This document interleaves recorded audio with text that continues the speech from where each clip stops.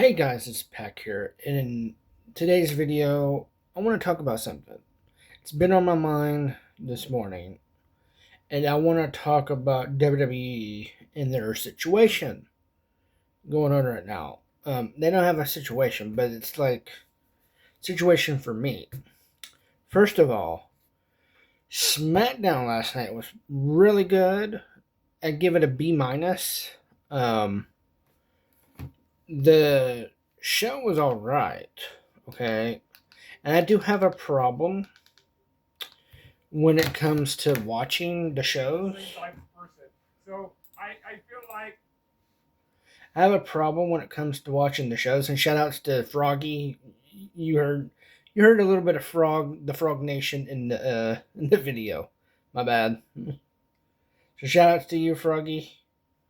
Um, but today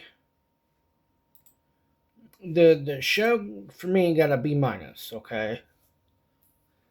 The way it kicks off with the first match, the MFTs versus Ray Phoenix, and I like how they did this because I didn't know who was gonna be Ray Phoenix's partner. So Shinsuke came out.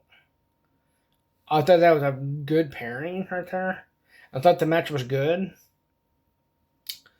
I thought Tiffany Stratton versus Kiana James was meh.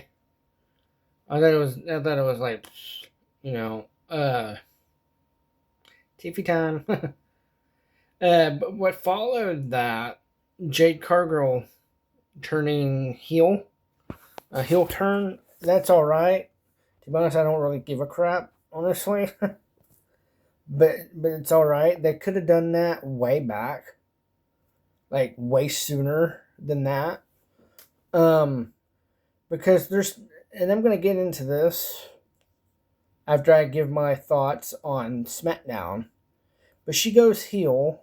She attacks Tiffany Stratton, and apparently they're gonna have a match next week, next Saturday at Saturday Night's Main Event. I'm gonna get into that part soon. And then we have the U.S. Open Challenge. I don't know if there's any other matches I'm missing, but comment below if I am. The U.S. Open Challenge. I don't really know how to pronounce this dude's name. I know how to pronounce the last name. Dragunov versus Aleister Black. I thought that was a banger for sure. And I see we still have the feud going with Damian Priest and Aleister Black. I like that. I like the rivalry going there. I like the story that's having right there with them two. And then Chelsea Green, a little segment. She was talking to Julia about adding her to the Hervis, the secret Hervis. And I think, I'm going to be honest about that. They should just drop that gimmick, honestly, the secret Hervis part. And just I know we got to have a little bit of comedy here with some stuff, but it's like, go ahead and just drop that. You already got rid of Piper Niven because Piper Niven's injured. I don't think you can go on much longer with the secret Hervis. Chelsea Green's doing a great job though as keeping it down with that character. That with that gimmick going on right now. And then in the background during the segment, I don't know if you guys saw it, but there's a person in the background watching. And I've been noticing this for quite a while with some of the interviews and some of the talking segments. Somewhere in the background, you do see something. I don't know if anyone's ever picked up on it. Who was it? There's Dirty Dom and talking to somebody else. I think it was I forgot who it was. But back there in the I think tractor trailers, the trailer part, you do see someone. You see someone's legs in the background. I don't know if you guys caught that. That was back on Raw when that happened. Or last week's Raw, setting up for what happened last Monday. But someone was in the background during the Chelsea Green segment, and it was none other than Nikki Cross. It was Nikki Cross. And then we get to the main event, which was Jimmy Uso and Drew McIntyre. Honestly, and I'm going to give my thoughts on that. I'm going to give my predictions as well, what's going on with this whole story that's going on. The reasons Jimmy Uso attacked Drew at the start of the show is because of what happened last week with Jacob Fatu. And people think that it's all Drew that attacked Jacob Fatu. And here's the deal. I do not think that. I don't think Drew did that. I think Drew is right. I think Drew is innocent in this. Some people are, I've been seeing comments, some people are saying, Randy saw the whole thing. Randy saw the whole thing that was happening.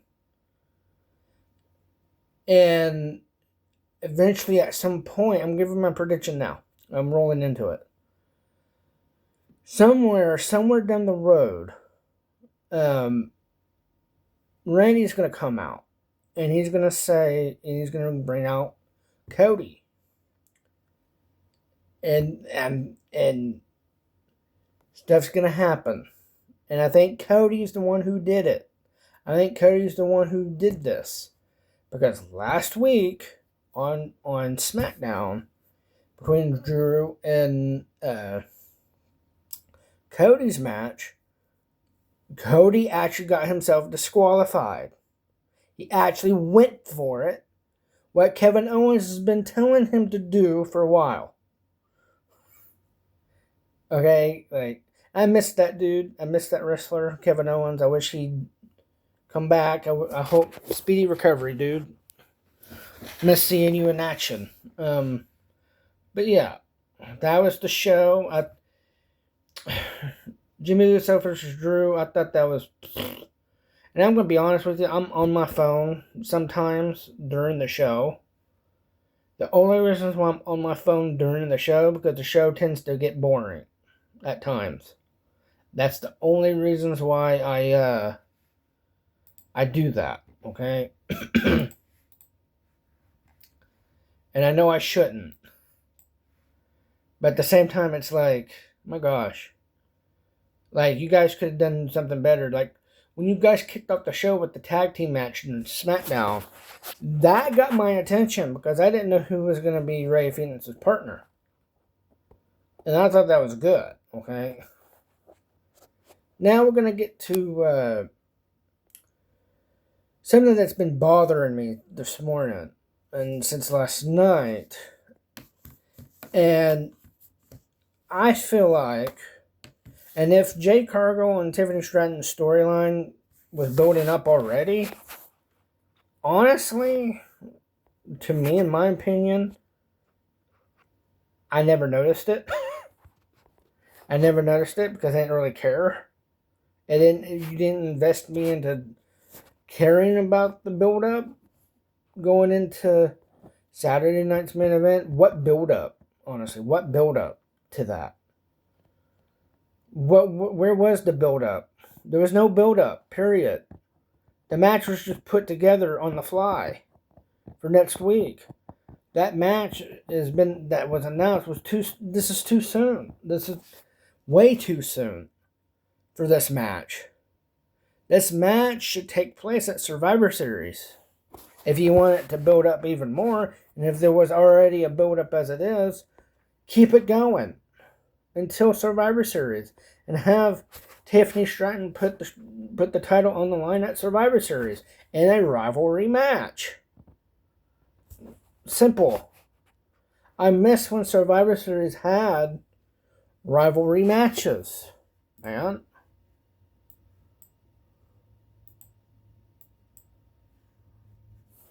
I miss it. I miss when Survivor Series had matches that actually mattered. War Games match is okay. No need to have two. I know one for the women and one for the men. That's fine and all. But I do miss the 5-on-5 Survivor Series elimination matches. You could do that. There is some build up there for that, but that's throughout the month. You do have wrestlers on each side that has a story with each other, but there's no story within the team to go against each other. I guess you could put it that way, where individually rivalries are paired together in this tag match, which is fine because that's happened before too. And I guess that's what's happening with the War Games matches over the years. But at the same time, it's like we stepped away again. We stepped away from the tradition of the Survivor Series. You do have a few matches here and there of rivalries, like championship matches. And then you have the 5-on-5 elimination matches. Go back to that, man. You could still do your War Games matches. Like, I'm going to give you an example of what you could do. What I've been seeing lately is there's a story building up with the two teams. The MFTs and the YX6. You could do a 4-on-4 Survivor Series elimination match. With Solo and the other three. With Uncle Howdy and the other three. Like, with Nikki Cross on the outside watching. You could do that. You could easily do that. I don't see why you couldn't. Or you could do JC Mateo and the other three and have Solo on the outside. Get what I'm saying? Like, I don't get that. You could do. Don't put that in a War Games match, but that you could do. You know, that would be a good match. You could have, you could have Tiffany Stratton versus Jade Cargill for the Women's Championship at Survivor Series. Like, seriously. Same thing with Cody's title. There's a rivalry building up between him and Drew. Have that at Survivor Series. Simple. You could have at Saturday night's main event, which I think they are, Jay versus CM Punk for the vacant title. You could do that. Since you're already doing one title already, you know, have a U.S. Open Challenge at Survivor Series and have a big surprise on whoever comes back, you know, or whoever is still on the roster. You could have Carmelo Hayes versus The Miz, because there's a rivalry going there. I know that there's going to be a rivalry building up there. And I think Carmelo Hayes just went face on SmackDown last night, which is great. I want to see him as that anyways. Let's see. The women's intercontinental title could be at Survivor Series. It could be, and this is gonna sound stupid. It could be Maxine Dupree versus Becky Lynch for the title, and have a shocker that Maxine Dupree actually wins it. That would be something. You know, you can, and with the War Games matches coming up, I don't know where you would put that. From what I'm seeing so far, I can see Tiffany, which you should still have Tiffany versus Jade Cargill as a singles match. But I know that that's not what they're going to be doing. So, War Games match, I can see Tiffany, Charlotte, and Alexa Bliss. So it's what, 5-on-5? Okay. Charlotte and Alexa Bliss. And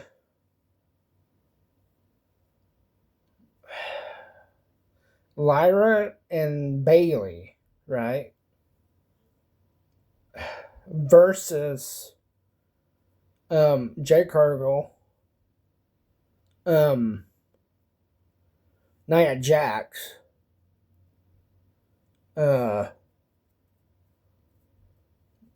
Chelsea Green, and that one new girl, Gunna James. And I don't know. I just don't know. But that's my thoughts on SmackDown and what's going on right now. I just think it's too soon to come up with a match for Tiffany and Jade for next week. I think that's too soon. Especially for the title. It's too soon. Let me know what you guys think. I'll see you guys in the next one.